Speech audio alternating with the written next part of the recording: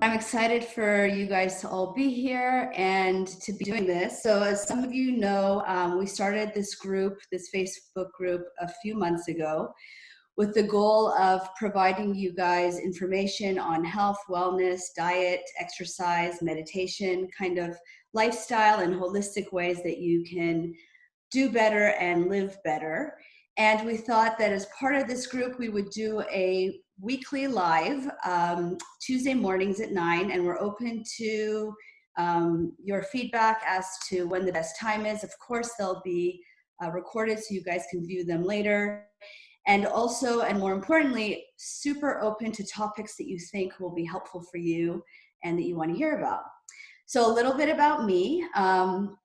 I am an internist. I'm board certified in internal medicine. I'm also board certified in obesity medicine, as well as I'm a physician nutrition specialist.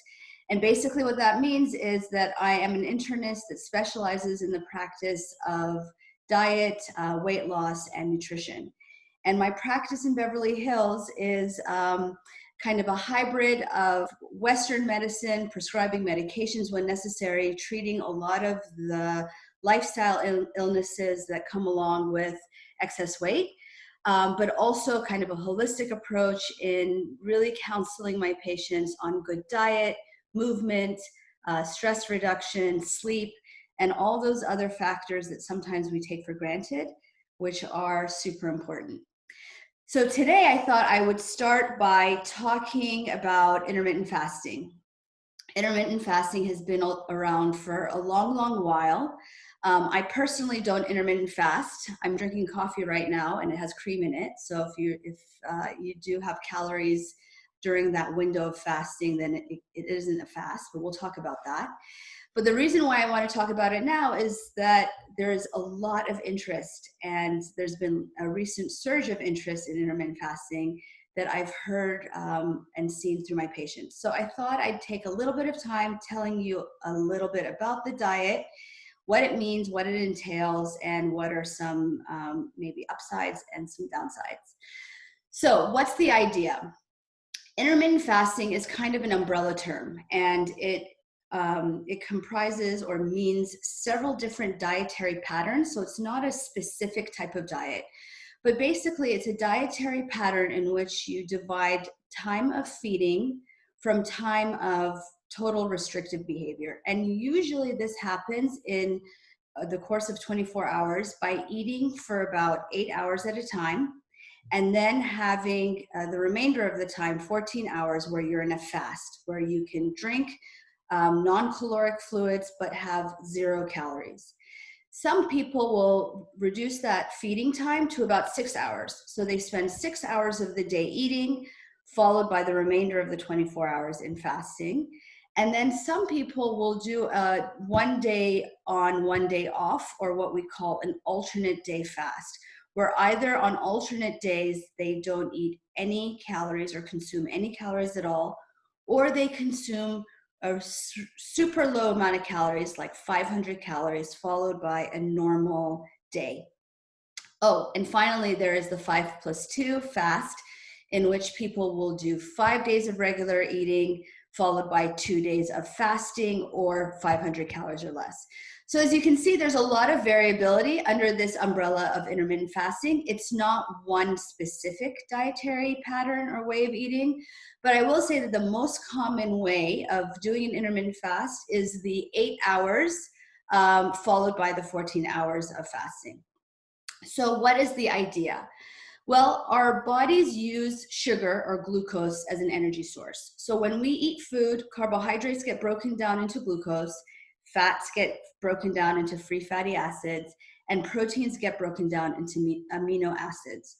Of those macronutrients, it's the glucose that our body uses for energy. Glucose is what our brain uses to function. Our skeletal muscle, like biceps, our legs, muscles use glucose to function or for energy. When we eat, we utilize the glucose that we need for energy, and whatever we don't need, we get stored, or we store in our livers as glycogen. And during a fast, when there's 0 glucose around in the bloodstream, our bodies start to break down that glycogen from the liver as an energy source. But what happens when you're fasting for a prolonged period of time? And you need to be in a fast for at least 8 to 12 hours for this to occur. What happens is that we use up all the glycogen stores in the liver. While we have fat or free fatty acids, our brain cannot use that as an energy source. So what it's going to do is convert the free fatty acids into something called ketones or ketone bodies.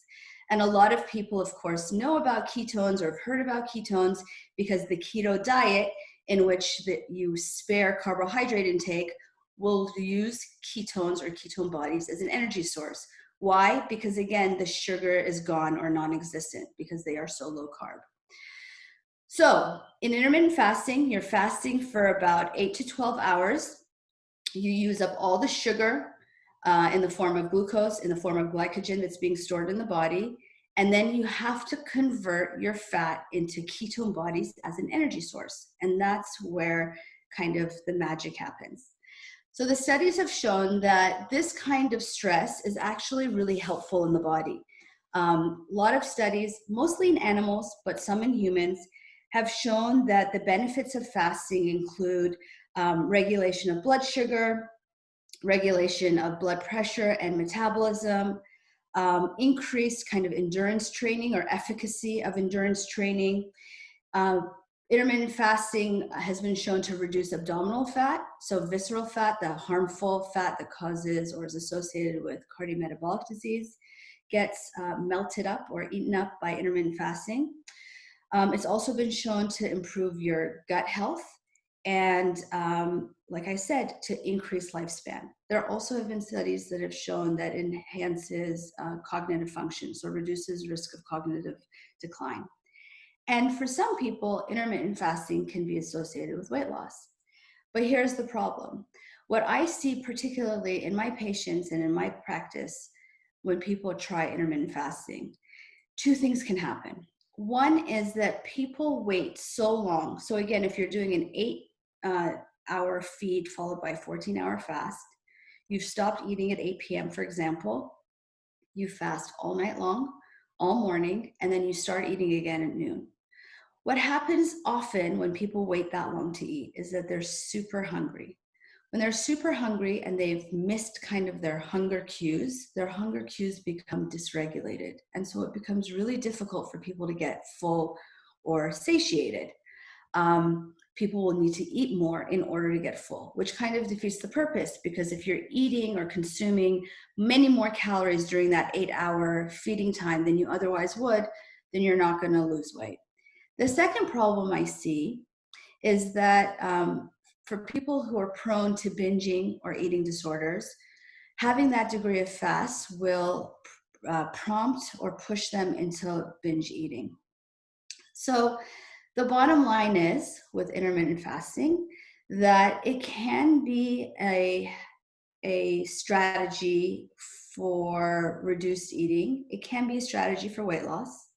There are some studies that show, mostly in animals, but some also in adults, that there's some metabolic benefit as well as some benefit to overall quality of life and increased lifespan.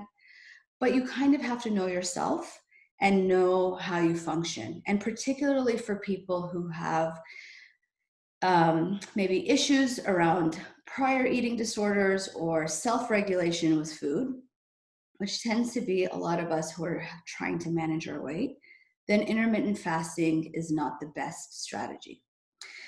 So that's a little bit about intermittent fasting. Now, if somebody wants to try intermittent fasting, there are some caveats or some things that I wanted to suggest.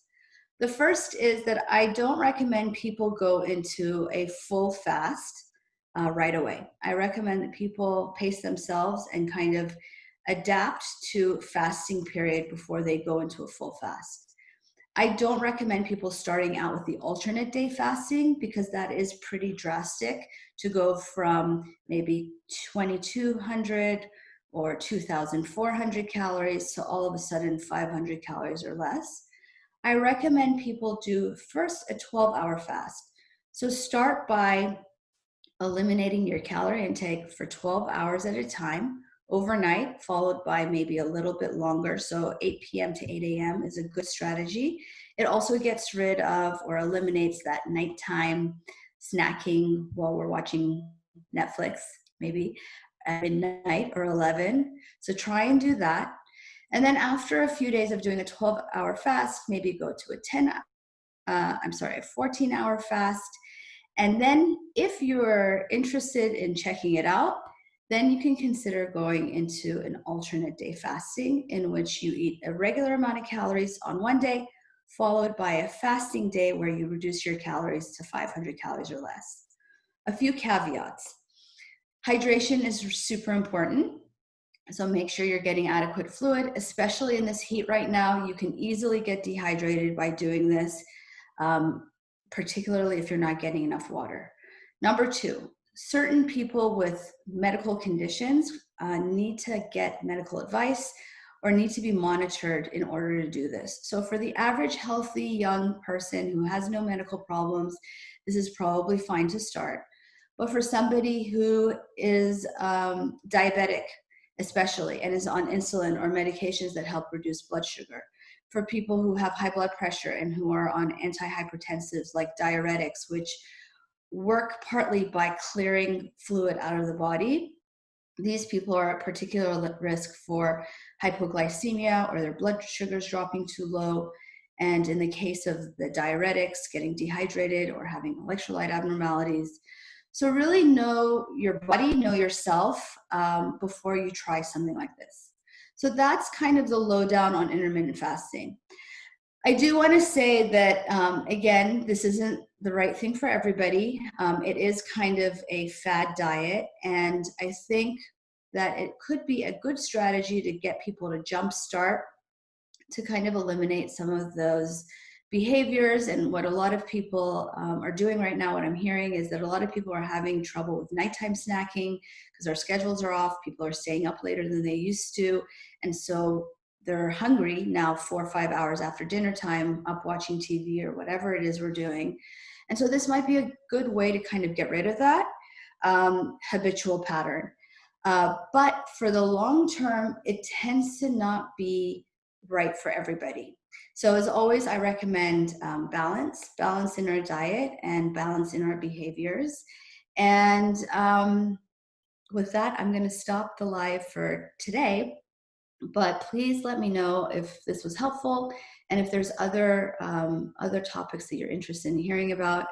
I hope to talk about different dietary interventions, but this isn't really a weight loss group. This is, even though that's primarily what I practice in my real life, this is really a health and wellness group. So anything around supplements, vitamins, holistic concepts, sleep, hygiene, meditation, mindfulness, all those things that are important in order to live well, I'm happy to discuss. So have a great Tuesday, and I'll see you next week.